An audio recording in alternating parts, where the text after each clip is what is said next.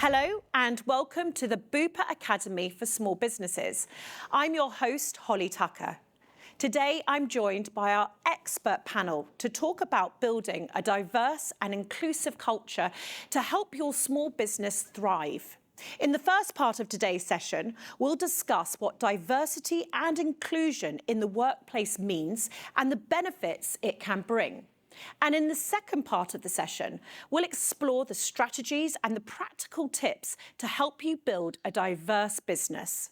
I'm delighted to welcome our guests. Dr. Naveen Puri, Medical Director, Bupa. Kimberly Moss, Solicitor and Employment Advisor, WorkNest. And Kate Hinder, Wellbeing Advisory Lead, Business in the Community. And Dom Hyams, Global Client Director, Purple Goat Agency. Welcome to you all. I'm so looking forward to this session. Right, my first question is to you, Naveen. Can you please start by explaining what equity, diversity and inclusion in the workplace means from health and wellbeing perspective? Sure. Thanks for the question, Holly. So I think equity, diversity and inclusion are terms that are bandied around quite a lot, but I don't often see the conversation attached to health and well-being. And so I'm really happy that we're hosting this session to try and bring those two things together. From my perspective then, a health and wellbeing perspective around equity, diversity and inclusion, let's call that ED&I, involves people being able to bring their authentic selves to work without a fear of discrimination or bias, and also to be able to express ideas in a psychologically safe space and to thrive in a workplace as well. We know that equity is particularly important because if you consider the fact that there are different people who have perhaps different natural disadvantages or advantages in the workplace, we want everyone to be operating from a similar playing field, and therefore everyone should have the same opportunity to progress in a workplace and to thrive and achieve their full potential. When we consider diversity, there are what we call protected characteristics as part of the Equalities Act. So things like age, gender, sexual orientation, those sorts of things, disability, are very much protected characteristics that I think most of us are aware of. But there are also other things that are not perhaps as tangible, like your social class, whether you speak with an accent or a perceived accent, your level of education, those kinds of things too, which can have an impact on people in their workplace and also their journeys through work as well, applying for jobs, promotions, that kind of a thing. So from my perspective, diversity is all of those things, and we want to ensure that workplaces are inclusive so that regardless of your individual and unique and brilliant talents and diverse characteristics, you're able to thrive within a workplace as well. That's a great answer. To Kate, from your perspective, why is it critical to integrate diversity and inclusion into the small business wellbeing agenda? Thanks, Holly. So at Business in the Community, we've got a really simple formula, and it's inclusion plus well-being equals belonging. And what we mean by that, just as you've said, that when you're celebrated for who you are, for what you bring, and you've got well-being support that helps you be your best and meets your needs, that's when you're going to bring your best stuff to work. So if I give you your best experience of work, you'll give me your best work in return. So we're thinking about that. And we did some work last year with McKinsey Health Institute, and it was really interesting because it was looking at the economic value proposition of workforce well-being. So the size of the prize when we get it right, when we look after people properly, all sorts of people properly. And prioritise people, it was called, and it demonstrated that if we do get work more right for more people, you can potentially unlock between £4,000 and £12,000 per head in the UK. So that's per Incredible. By getting the experience of work right. And what does that look like? Well, for many people, it's about what we would call tackling non-inclusive behaviours. So that's things like, and I'm going to read this bit, so it's making sure that it's like unfair treatment, exclusion from leaders or co-workers, derogatory, negative behaviours, undermining behaviours, abusive behaviours. Now, I think, as you've noted, some groups are more likely than others to experience those behaviours through no fault of their own. It's not as it should be.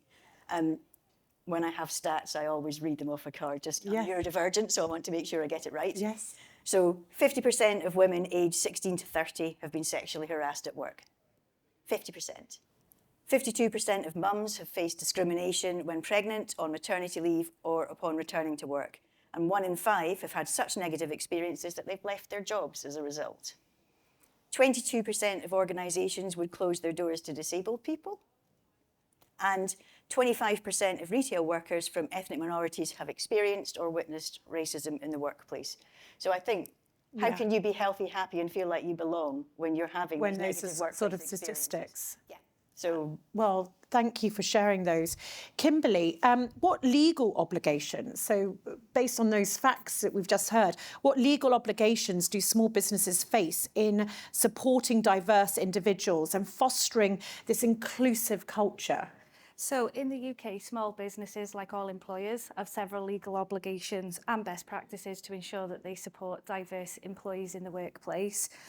To start with, by law, employers must do all they can to not to unfairly discriminate throughout the course of work. All reasonable steps to prevent discrimination in the workplace, and all they reasonably can to protect employees from discrimination.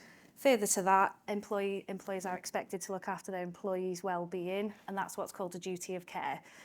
In terms of duty and care and duty of trust and confidence, these are two duties implied on employers by the contractual obligations. So it's imposed on an employer, and essentially what that means is they must do all they reasonably can to protect their employees' health, safety and well-being within the workplace.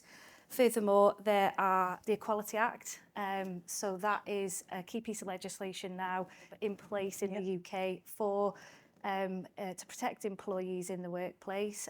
The Equality Act exists to protect employees from any discrimination based on a protected characteristic. So characteristics being really what Dr. Naveen has mentioned initially, which include race, religion and disability. So further to that, disabled people in the workplace do have a right to reasonable adjustments. So an employer has a legal obligation to put in place any workplace amendments, so adaptations to the workplace or special equipment, if you like, to support employees with disabilities to have the same opportunities as everyone else to do their job. Further to that, looking at establishing good anti-discrimination policies. So having a good equality, diversity and inclusion policy in place, and also in addition to that, a good bullying and harassment policy, which prohibits that type of behaviour in the workplace, can then support an employer to make sure that they've got an inclusive workforce. And finally, a good complaints procedure. So more often than not, employees are not aware how, if they do experience any form of discrimination in the workplace, how they address that and who they address that to. So more often than not, it's in the form of a grievance. So having a good, strong grievance policy in place so employees know where to raise their concerns. God, that was so clear. Thank you so much. Dom, as someone working to grow an SME, what can you tell us about the benefits you see from creating a diverse and inclusive business? Hello. Hi. For us, we're in a really interesting position where our business is, we're an inclusive marketing agency. So we actually spend all day, every day, trying to show and tell brands the value of creating more representative, forward-thinking and progressive marketing and comms in their work. But obviously, it's really important for us to, not only just practice what we preach, but we see the value of driving inclusivity into our own work as well. Not only is it just the right thing to do, and we can all appreciate creating, a happy, welcoming workforce, as the guys have already mentioned, like drives genuine sort of productivity in the workplace, value in the workplace, retention in the workplace. But then there's that second layer, which is actually like, well, how does it drive external facing sort of considerations as well? And how does the world view you as an organization, and how do you interact with that world around you? So often customers view diverse brands more favorably. We have an 83% higher consumer preference for brands with the highest diversity scores. So it's not just the right thing to do, it's also the right business decision as well. And so that's why we kind of, as an agency, try and reframe the conversation, because with 2024, we shouldn't be having the it's the right thing to do chat. So how do we create the cut through? And unfortunately, sometimes it can drive value into the business as well. So we can take either one of those conversations and show that the organizations we work with that driving that into your business is just it just makes business sense. Yeah, absolutely. And I think that's such two key things that you've mentioned there, those two sides. Kimberly, can you talk to us a bit about the risks associated with not supporting diverse employees? Yeah, of course. So first of all, if you don't support employees, diverse employees in the workplace, you're going to face both legal and operational risks. First of all, the legal risks. If an employee does encounter any form of discrimination or unfavourable treatment in the workplace, there is a risk of a claim being brought to in an employment tribunal for discrimination, both direct, indirect victimisation, and harassment. If an employer breaches their implied contractual terms, you're also looking at a claim for breach of contract and an employee resigning on the back of the Act and claiming constructive unfair dismissal. In terms of the litigation procedure and defending a claim for discrimination, they are both costly and lengthy, time consuming, and also it's worth noting that any compensation is uncapped, so you couldn't even put a price on how much you would be facing if an employee was successful in their claim. Further to that, you've also got your operational risk, so your reputational damage, particularly with social media being so prevalent these days. Exactly. Everybody takes to social media, whether good or bad, and it reaches such a wide network of people now. You can't limit that. You're also looking at decreased employee morale and retention. So as we know, if you're unhappy in your job, you tend to leave, and therefore you're going to struggle to retain employees and lose both your best and, potentially any employee. Reduced innovation and creativity. So again, you're not feeling good in your job, you're not going to have a good output, and that's going to affect your productivity and the output of the business. Furthermore, you're going to face potential challenges on recruitment. So if, for example, you do get that bad reputation on social media, you're really going to struggle to backfill jobs, and that coupled with people leaving is going to make it very difficult to have a whole workforce. You're going to be left with continuous vacancies to fill. In addition to that, there's also workplace conflicts. So those who don't feel happy in their workplace, it can lead to conflicts, challenges, complaints. And it's also worth noting as well that having a diverse workforce can sometimes bring forward conflicting beliefs. And on that basis, if you do find as an employer that happens in your workforce, the best advice that we can give is not to have a knee-jerk reaction in addressing that, and to address it fairly, promptly and independently from both sides. And then finally, your customer relations. A lack of diversity and inclusion may alienate certain customer groups. One point to note also, which I didn't touch on earlier, is if you do face a discrimination claim, employees can bring a claim against the employer, so the business. They can also bring a claim against the employee as a person, and also each employee is responsible for their own actions, so they can also list them as a respondent as well as an individual. So potentially 3 respondents. Yeah, my goodness, that was, such risks for a company. Dr. Naveen, what are some common misconceptions about inclusion and diversity when it comes to health and well-being? Let me speak to 4 in particular, which we've listed as part of this session. So the first is that diversity is all about race and gender, and really only focuses on those rather than other aspects of diversity and inclusion. And while, recognition of the needs of people of different ethnic backgrounds and different genders is important, remember it's much more broad than just that. The focus is on, making sure that everybody is included, regardless of their background, their level of education, all the other things that we've mentioned as part of this conversation that make up a diverse workforce. Another common misconception is that diversity initiatives are just there to meet quotas. And I think I feel very disappointed when that comes about, because actually we want to be promoting diversity. And sometimes if we have to take proactive actions to bring about that diversity, that isn't necessarily a bad thing.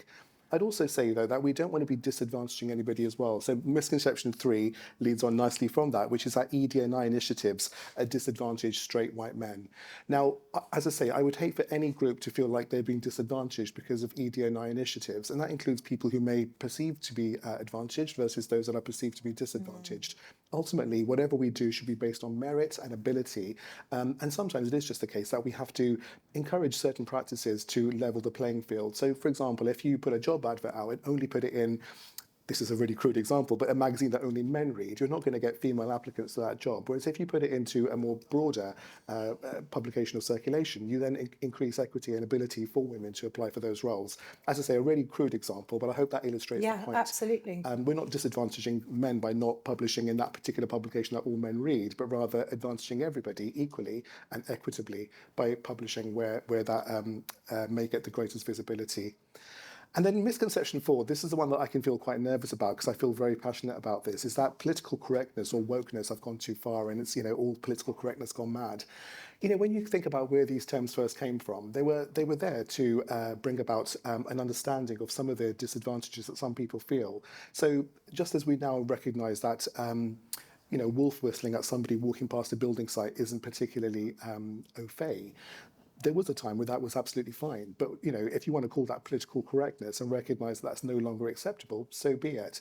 But I think words like political correctness and wokeness in the media and in the discourse around social media in particular have become really negatively aligned to the ED&I cause. And I think sometimes that can be lead to a real disservice to the things that need attention. So misconception 4 would be that this is all about political correctness and wokeness gone mad. I'd say it isn't that, but it's about being aware and doing as best we can for the people in our workforce and for those that are not a part of our workforce that want to become a part of it, so that we're creating opportunities for everybody equitably and evenly as well. What I love about these conversations is that we're actually talking about some of the things that, small businesses do worry about. Don, we were just talking about this sort of side on your last point about wokeness and doing the right thing. What would be your final point just to close this part of the session? I think that there's a lot of fear in the businesses that we work with. And for us, all we can ask of brands and organizations is once they are educated, once they are upskilled, at that moment is what you do. Can you decide to iterate and develop your practices over time, but starting with the smallest steps? We always talk about like the low-hanging fruit. What's the thing you can do today, tomorrow? Not say, oh, it's in my 2030 strategy, and actually like create meaningful change, but small but steady steps over time. Like as an agency, we're not perfect, and we will never be perfect, but we have kind of perfection on the horizon in the distance is somewhere we aspire to go. And that kind of education piece where if we are kind of listening and we're trying to develop ourselves and we're trying to drive, inclusive practices and improve what we're doing, both internally and externally every single day, that's all we can ever ask of ourselves and the partners we work with as well. Thank you all for this incredibly insightful session and conversation today. I think after hearing this panel, there is no doubt that we are moving in the right direction, but that also we can feel nervous about diversity and inclusion as much as we can feel nervous about other areas of our businesses that we don't feel we're experts in. I think what will stay with me is, again, like so many of our sessions, it's formed from having great culture and values, having open conversations and caring deeply about everyone who works for you, getting to know your workforce, not just in meetings, but really understanding their needs. But also, we should all be aware there is a very strong legal framework that all small businesses needs to follow in order to get the best out of our workforce. As Kate said, if you can get work right for everyone that you employ, you can expect to see an uplift of productivity with an estimated financial value of between £4,000 and £12,000 a year.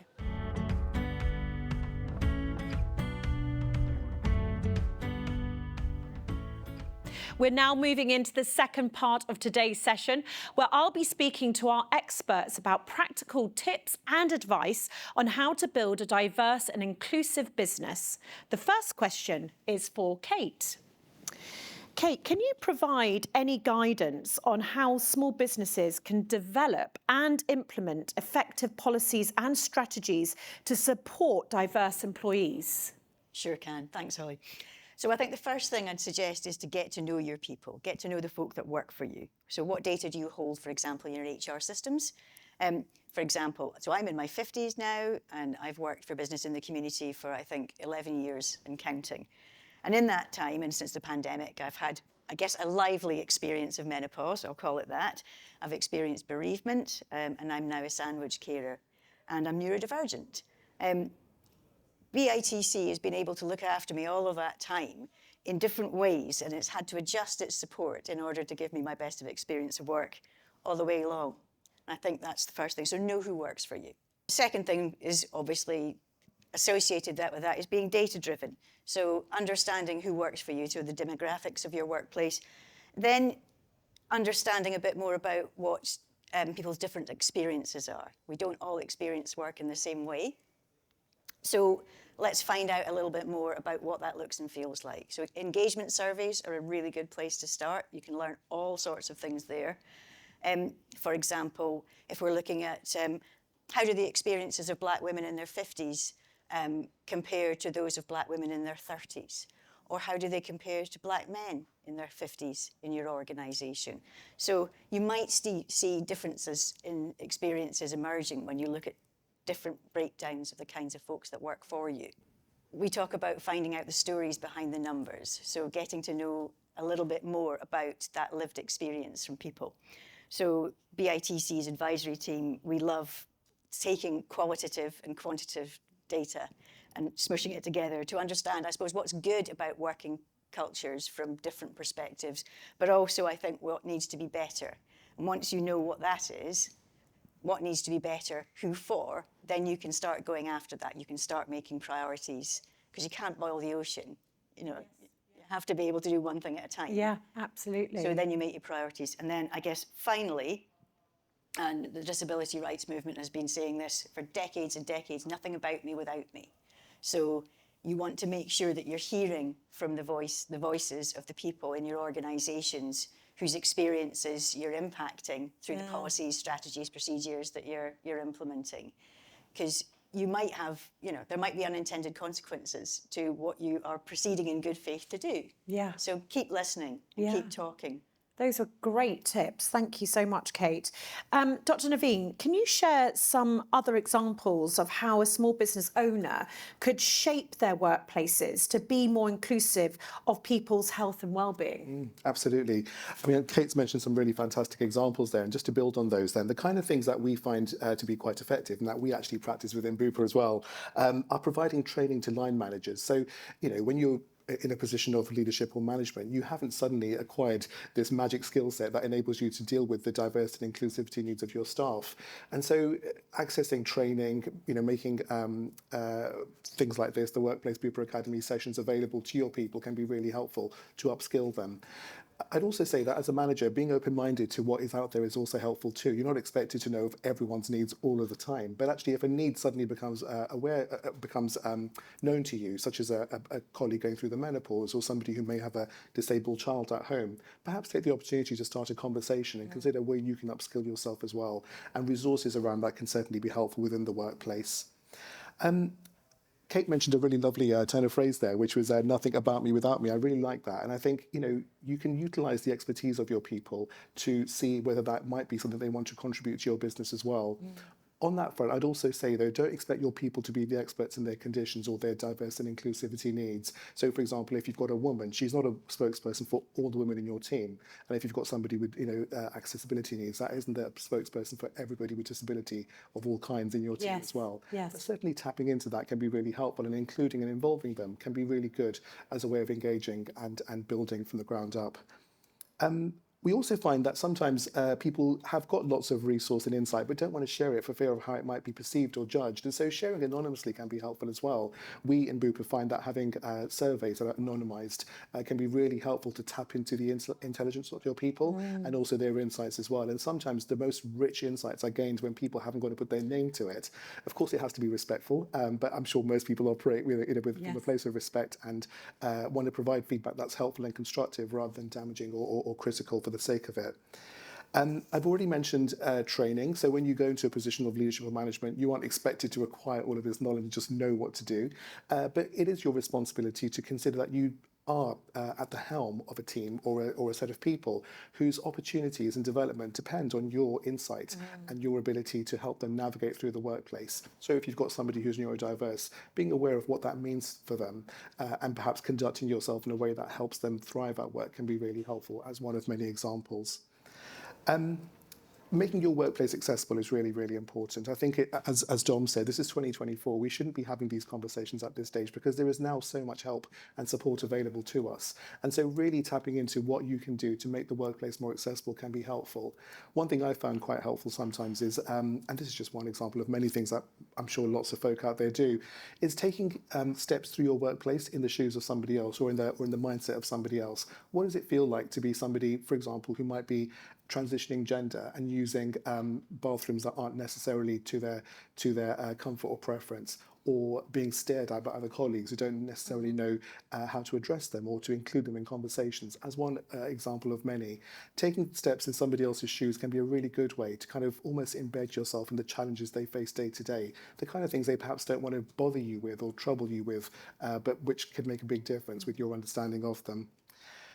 Within Bupa, again, we also have lots of networks, and so networks can be really powerful because they encourage people to, collectively, raise the conversation and share insights and tips and ways of working as well.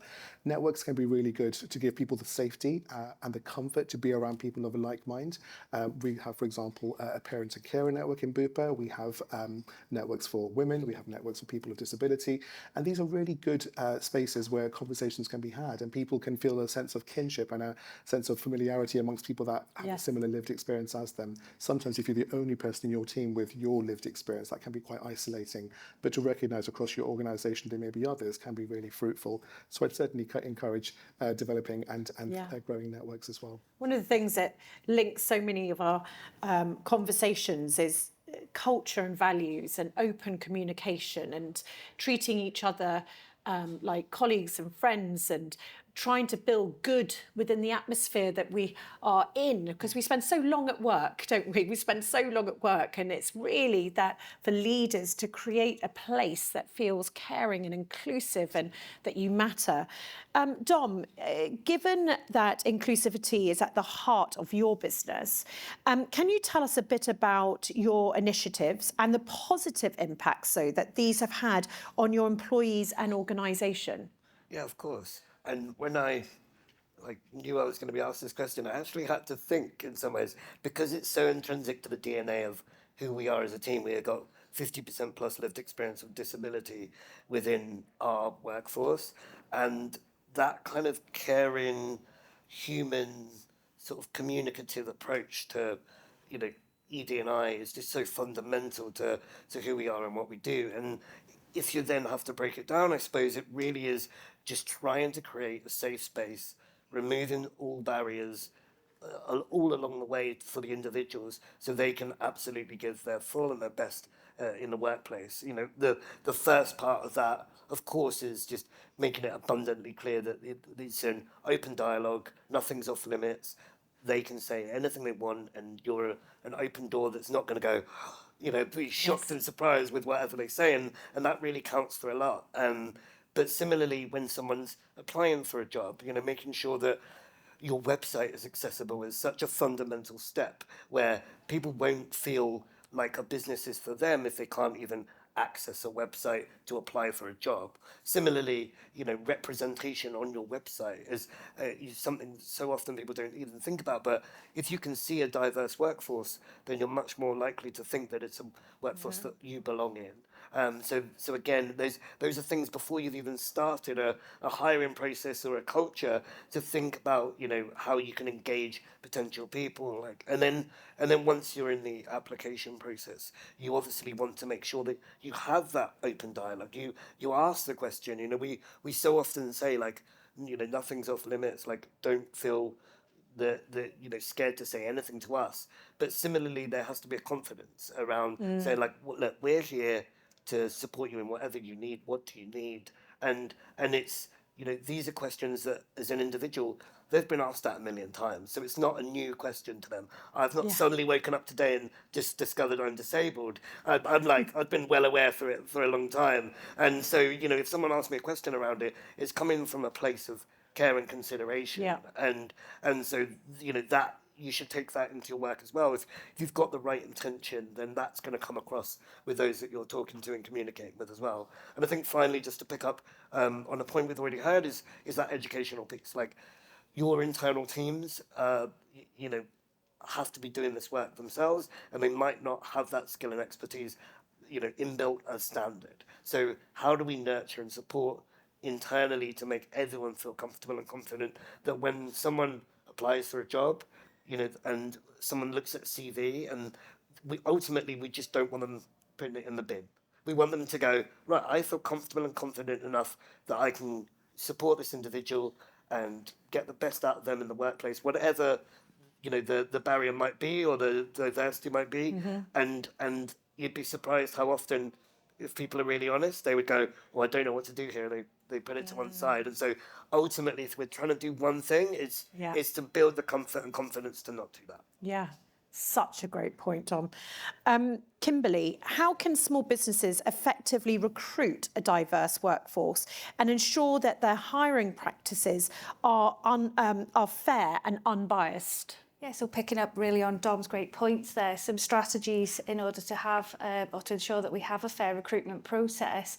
First of all, review your job descriptions, make sure that they're not discriminatory in any way, that they use gender neutral terminology, and also that they focus more on skills and qualifications rather than experiences, because experiences in themselves can automatically isolate a group of people.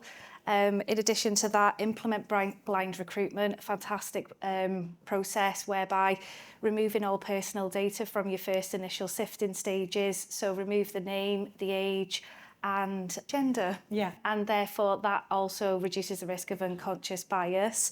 Standardise your interview processes, so the same questions for everybody. That way everyone gets a fair process and a fair opportunity in applying for the job.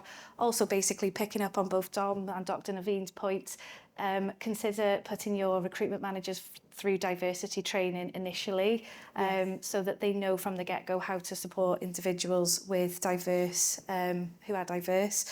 Inclusive employer branding, again picking up on Dom's point, including or highlighting your commitment to diversity inclusion, whether that's on your website, your social media pages, and where possible, get testimonials from your diverse employees to promote and show how important a diverse workforce is for you and your business. A diverse interview panel as well, if you've got that option. A great way again in bringing loads of different views and opinions and preferences to the table. Finally, your assessment and testing, making sure that you focus again on the skills rather than somebody's experiences, and then getting feedback. That's always good in terms of looking at ways to improve your process. So feedback from the employees who were successful in the post, and also candidates who went through your process, just to highlight anywhere that, for example, as Dom said, maybe they struggled to find the application initially on the website, or anything to do with your interview process. And even if they're not successful, yes, that's what you're saying as well, to get that feedback. Thank you, Kimberly. Kate, what resources or support are available to help small businesses implement diversity initiatives within their workplaces? Thanks, Holly. Well, business in the community, we've got loads of resources on our website that are freely accessible. And they're definitely suited to small businesses. I mean, we're an SME ourselves. Yeah. And we always have that SME audience in mind. So I'm going to stick to 3 things for now. The first is the WorkWell self-assessment tool. And it's free. That's always a good start. It's on the website. And what it does is it helps you look at your overall approach towards health and well-being across the business. So that it helps you understand, I suppose, what you're getting right and where you have room for improvement in your approach. Both in terms of colleagues feeling like they're appreciated and understood and valued. I suppose whatever their lived experience, whatever their identity, because it's all that we are is what we bring to work. You've mentioned that before.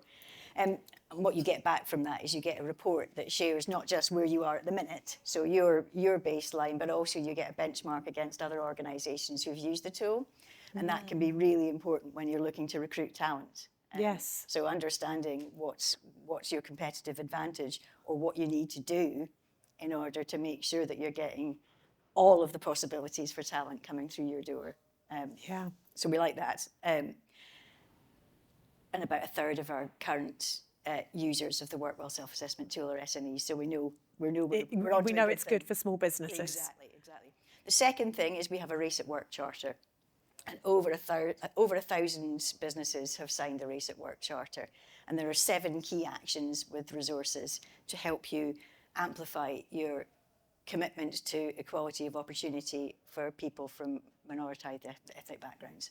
So sign up to the Race at Work charter and take action on that. And then finally, inclusive recruitment has been a theme we've heard across all of us this morning. We've got a toolkit. We've got a toolkit on inclusive recruitment to make sure that you are able to reap the rewards of a diverse workforce. And I like 3s. So the 3s there are inspire, hire, and thrive. That's what we want to do. Oh, that's, again, brilliant tips. Dom, could you share any personal experiences or challenges related to workplace inclusivity and how they impacted your work or day-to-day life? Yeah, of course. I think largely speaking, I'm very lucky that I've not had any overtly awful or negative experiences in my working life, and I know that that isn't always the case, and I know many people that have had like terrible experiences.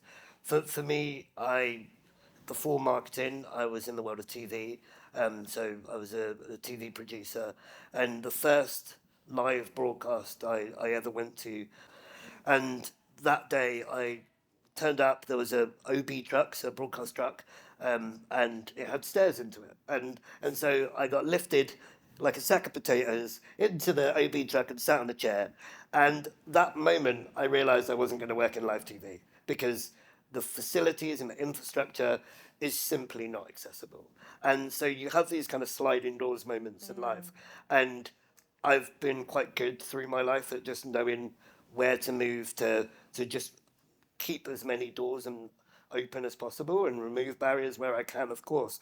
But TV infrastructure is one that I couldn't tackle on my own, really. And so working at a sports production company, I instantly moved into more magazine show style kind of programming.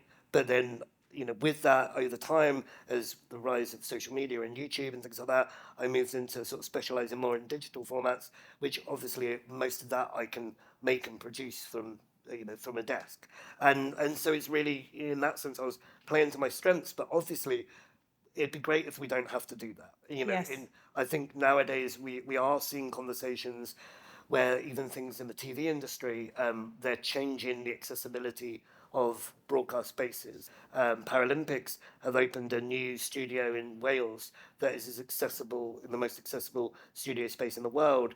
And they were literally looking at the equipment, something as simple as the actual equipment they use in the truck. There's no captioning, there's no sort of basic accessibility that we would use and see on any bit of technology we use, in our day-to-day life. And it's that kind of consideration that we now had to retrospectively putting into the process. So of course, if and when those considerations are in the worlds of the SMEs we're talking to today, like how can you bake inclusivity not just into your processes, but also the infrastructure around that becomes really fundamentally important to make sure we're removing barriers for individuals as well. Yeah, absolutely. Dr. Naveen, how can line managers effectively support a diverse workforce? And what are the consequences of not making your employees feel included?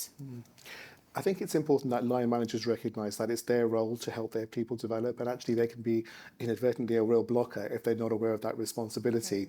So some of the ways that we consider this can be actioned is to consider your behaviour as a line manager. You are in a position of leadership, and whether you like it or not, some of the things you say quite casually in potentially what you consider to be safe spaces can have a real impact on people around you. Just the perception that you are able to share those views so openly and so brazenly can have a real impact on people around you. We know visibility is really important too, so be the kind of leader that you would have wanted when you were up and coming as a manager or a leader now. People who are looking up to you will certainly recognise in you things that they then will use to thrive within the workplace. So, for example, if you're somebody who saw something interesting on TV around equality, diversity, or inclusion, share that with your team. Mention it in a team meeting. Post about it on your internal work networks, or even on your own social media if people have access to that, because it gives people an indication that you are somebody who is tuned into conversations around this. So, for example, if you're a male manager and you've been on a training session around the menopause, maybe share some of the insights that you've taken from that and perhaps the personal impact it's had on you, and replicate that across all aspects of diversity and inclusion can have a really powerful impact moving forward as well. I'd also say, think about how you want to celebrate diversity as well. You don't have to know about every event out there. There's a very robust diversity calendar, but there are big things out there which most workplaces now are probably signed up to. Black History Month, LGBTQA+ Pride, Disability Pride Month, Mental Health Awareness Week, those kinds of things. I think just by promoting some level of understanding around those, and maybe thinking about even one event your workplace could host in response to those, can be really powerful. And those then end up becoming things that perpetuate themselves. You might find individuals in your company who want to take on the responsibility for celebrating those events or big significant landmarks in the calendar in years moving forward. So in terms of the impact then, you asked around how, why this is important. And I think I'd share a couple of things here. We know that teams that are truly diverse, just do so much better in the workforce.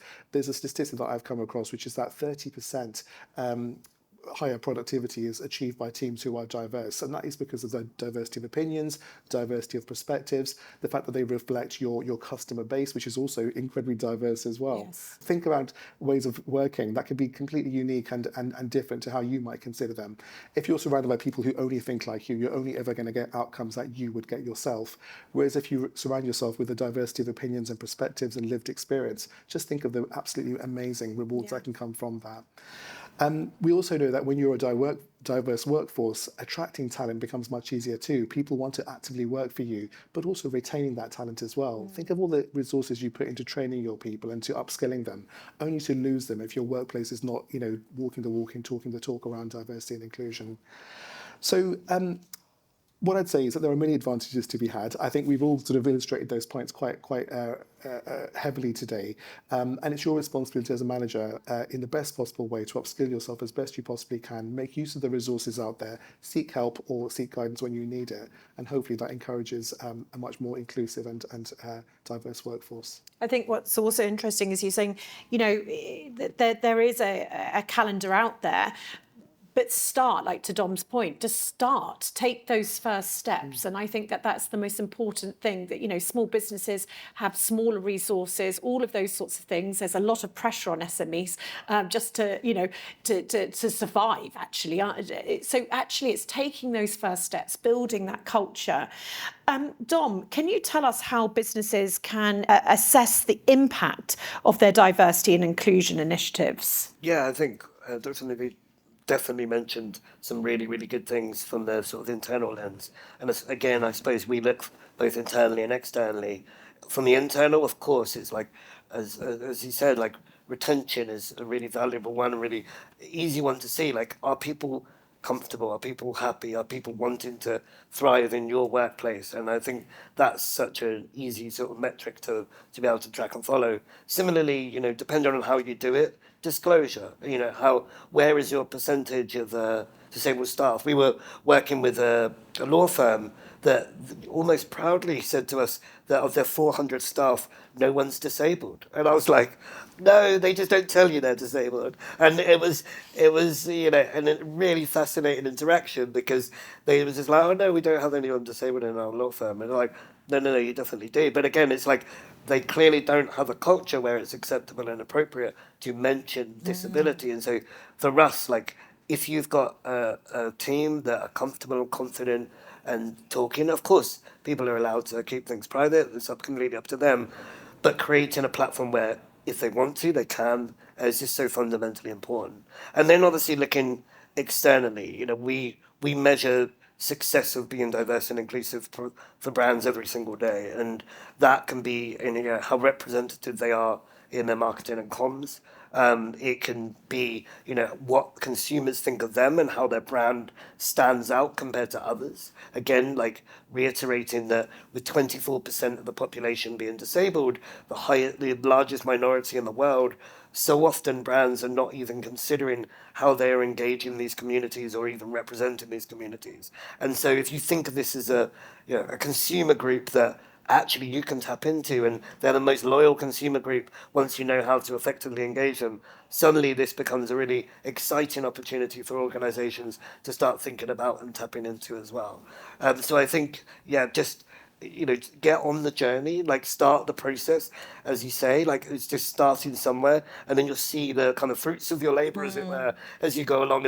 And ultimately, this isn't scary, this isn't difficult. It's just about kind of being open and honest to that iteration, I suppose. Yeah, such a great point. This whole session has been fascinating. Thank you, Dr. Naveen. Thank you, Kimberly. Thank you, Kate. Thank you, Dom. I think what really stood out for me was the small practical steps that we can all take to start bringing inclusivity and diversity into the workplace. So 3 steps I think anyone could start with would be, number 1, to explore all your existing channels, such as, is your website accessible? Do you amplify other voices on your social media channels? You need to represent what you want to attract.